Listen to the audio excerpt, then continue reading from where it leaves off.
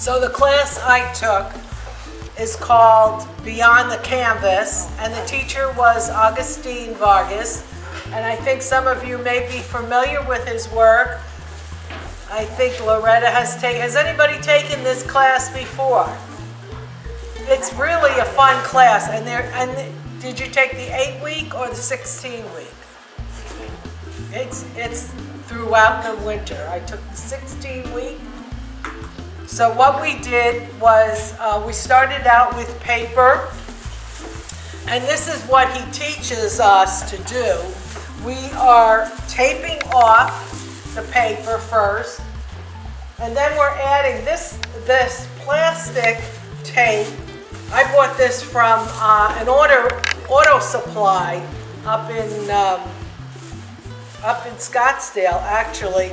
So it's also tape, but it has this plastic protection, and it can wrap around and tape off.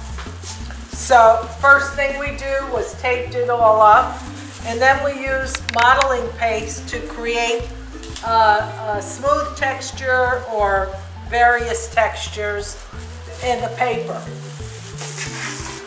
This might be one of the first ones I did. So this shows you what it looks like once you bring the tape, take the tape off. You've got a nice clean edge as if it's matted, so you don't have to spend the extra money for matting. So this was all acrylic class, and also we took paper and modeled the paper to do flowers. And now this is really not something that I've ever done or played with. What kind of paper did you do that on? This paper, the main paper, it's a multimedia paper that Strathmore makes. Okay. And it's 140 pound. So, and then we use tissue papers that you can dip in medium. Not the molding paste, but the regular soft, medium gloss, matte medium, gloss medium, and you dunk it all in, and then you can manipulate the paper in any way you want, and then let it dry, and then start painting. And a lot of use of metallics, splattering.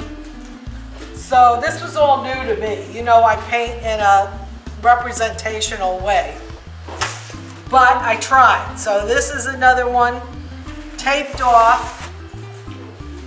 And actually I had a little oil painting that I did when I was in Italy of the sky and the mountains. And I said, oh, let me try that.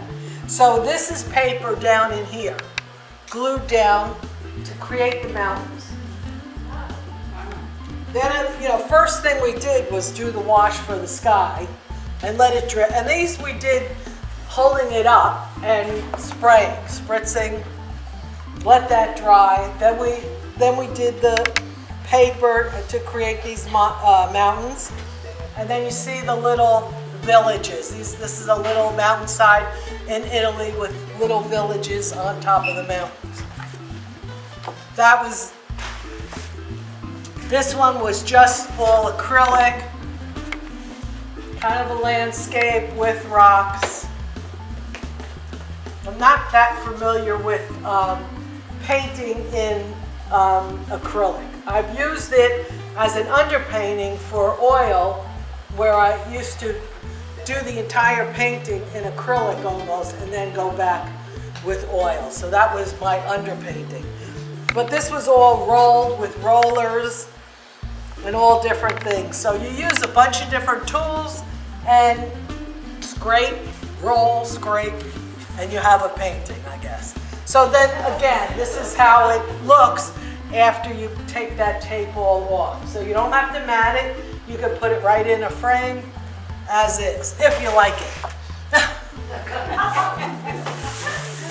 Then I did some others. I was just doing, this is not finished. I just kind of textured and put a thin wash on a piece of paper. I was just making them up to have different things ready. And I think this might be a winter scene. Maybe we'll get that icy winter scene out of this. And if you come up, you can feel them. They're somewhat textured. This one, I put the modeling paste down, and then I used a tool that gave it wood, like a wood tool that we used to use on walls to create wood paneling look. So I did it into the modeling paste, and then what am I going to do with this? I'm looking at the white piece of paper with this on there, and then I put a wash of the browns, different browns, and I said, this isn't finished yet, but I did the little bird that's in the hole in the tree, and the texture adds to it. So when I'm finished, I can take this all off, and it'll have a white, it'll be white like those, like I have a mat. So that's the paper that we started with.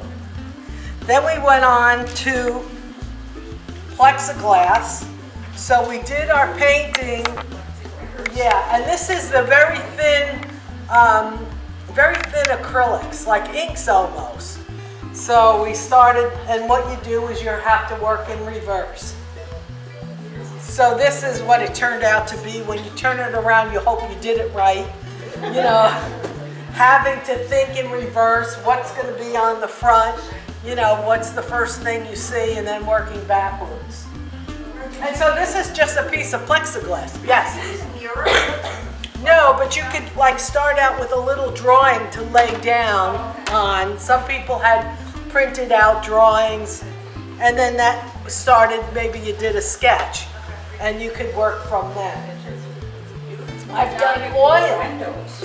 What? You can do windows. There you go. You can. You can. Linda. Yeah, I know. Yes.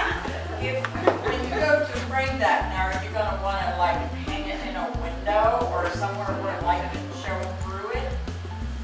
I don't know if I'd frame it, but you know, but you could put it in a regular frame. I mean, you could put it in a light box kind of thing if you wanted to, or hang it in a window. Yeah. These can be drilled. Couple of the people were drilling it and just putting ribbons on it or whatever. So, you know, there's many things you could think of as far as framing that. Then we went on to aluminum. So this is an aluminum panel that you could buy at Jerry's. And you have to be careful, the edges. We sanded down the edges. They can be very sharp, almost like you cut yourself with a knife. So this also is acrylic and the thin acrylic, and they're like inks. So what we did were thin layers, blowing it, dripping it, and then you're building up your layers, which are very transparent. Rosalie, did you have to do anything to the aluminum before you started painting? Did you sand it or anything? Well, we used like a very fine sandpaper, almost like a very fine Brillo pad sand wire, and just kind of buffed it, and then used like a file just to file the edges, and then you can wash it down with alcohol. So you alcohol the whole front too, and then that helps with the adherence. So this was that aluminum at Home Depot in big rolls if you want to do a lot of it. you can. Different Thicknesses. Well, That's this real metal over on 48 East North and Southern has an artist corner that has aluminum and copper and brass in small pieces, and it's cheaper than the regular price. So this is another a larger one.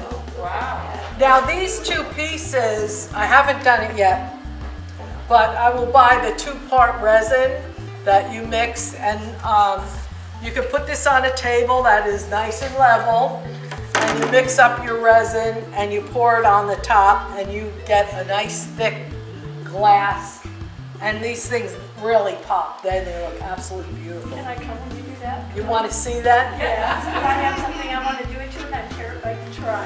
Okay, let me do it first and I'll let you know.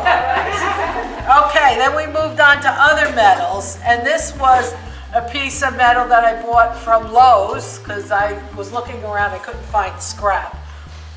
So this also was just, this is just acrylic, thinned down, dripped, that steel? Wow, This is steel, see? Wow. wow. And so I wanted it to look like a futuristic kind of world. And then this, I'll also, maybe I will cover this, I don't know, I'll try, you know. They can be either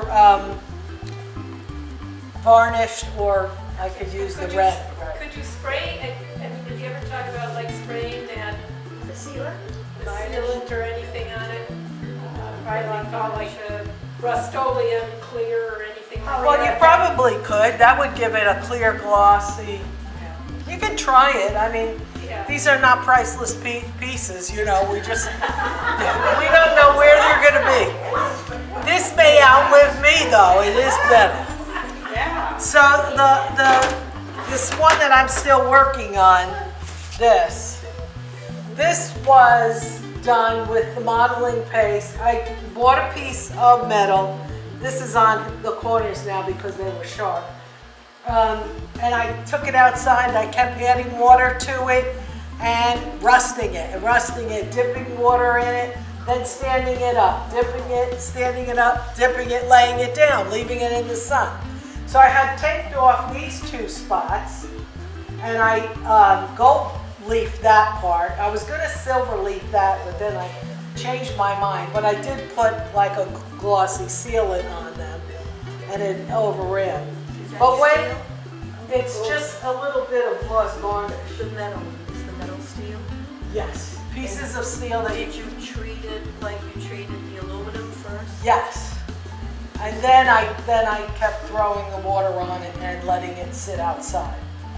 And then afterwards I looked at this pattern and I thought I saw a figure. They looked like a leg. And then I saw all of this that looked like a burning bulb.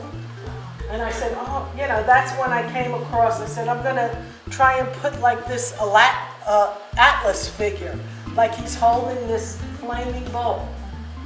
So I did sketches and sketches, and this is pen, it's like a permanent marker.